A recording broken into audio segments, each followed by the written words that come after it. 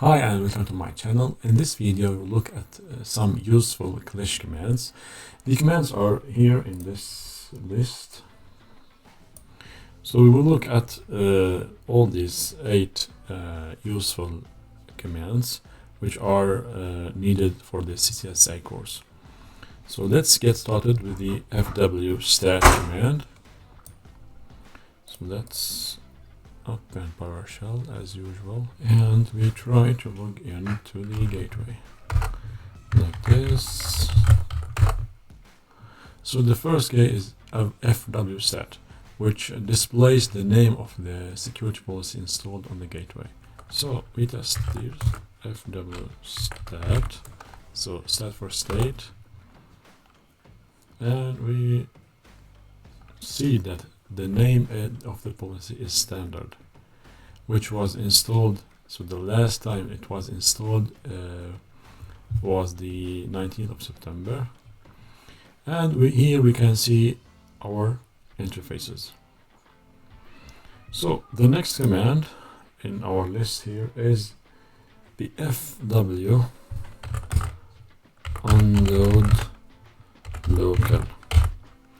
So this command unloads the current security policy. The fw unloadlocal command is useful in Check Point firewalls to unload the security policy from the local firewall. This effectively disables the current firewall rules, allowing all traffic to pass through without filtering. So the usage of this command is typically used in situations where you need to troubleshoot connectivity issues, or when you are locked out due to a misconfigured policy.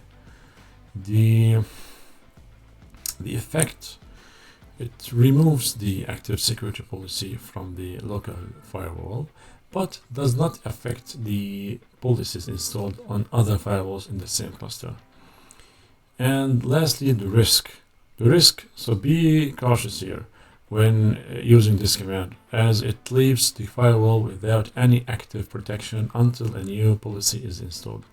So here, if we press enter once, and so we can see uninstalling security policy from this and done. So now the firewall is open, so no policy is in place. Okay, the next command is the version of the firewall. So to know the version of the firewall, we use the fw pair. And here, so the command is used in Check Point firewalls to display the current version of the firewall software.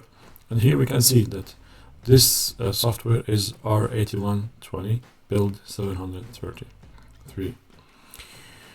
So the next command is show interfaces, or show interfaces. So we can interfaces like this, and here, so this command is used to display a list of gateways interfaces. So these are our interfaces in this gateway. So 1, 2, 3, 4, 5, 6. So you can see that we have 6 interfaces. And to be more specific, we can add show interface eth1, for example, and see more information. So the show interface eth1 command is used to display detailed information on Check Point firewall or Gaia OS device. So this command provides insights into the configuration and status of the interface. So for example, here we can see that the state is on. So if state is on, that means the interface is active. We can change that to state off, for example, to shut down the interface. Here we can see the IP address of the interface and more information. The next command here is the show route. So the show route command is used to display the routing table on a Check Point firewall or Gaia OS device. This command provides information about the available routes, here as we can see, including destination networks, gateways, and associated metrics. So here, for example, we can see our default route. So this means default, and it sends to our router. And we can see all other routes that we have created. So these are the connected. So the C here, if you check connected, this means that these are interfaces we have. The only S here, we can check what does S mean. Static or something. Static. So this is a static route that we have created. The next important command is the netstat -rn.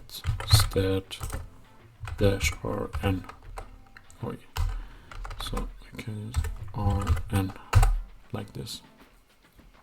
So here we can see that this command is used to display the routing table in a format that shows both the destination networks and their corresponding gateways without resolving hostnames. So the R here, the -R option, indicates routing information, and the -n option prevents DNS lookups for addresses, providing commercial IP addresses instead. So here again, for example, we can see that this is the default gateway. This is our router. And here we can see that we have all these interfaces. So the next command that can be useful is the fw getifs.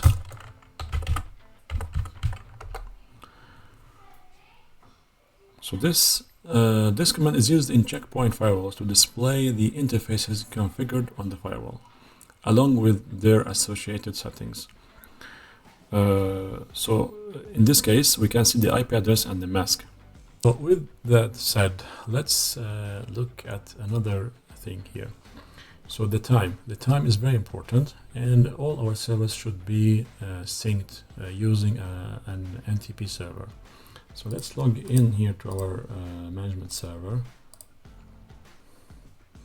And because this is a lab, so I'm not using an NTP server, but in production you must use an NTP server so that all devices are synchronized. So if we look under system management, this is the time option. So here we can see we can change, and we can set up an NTP server here. So this should be correct, and this time zone should be correct.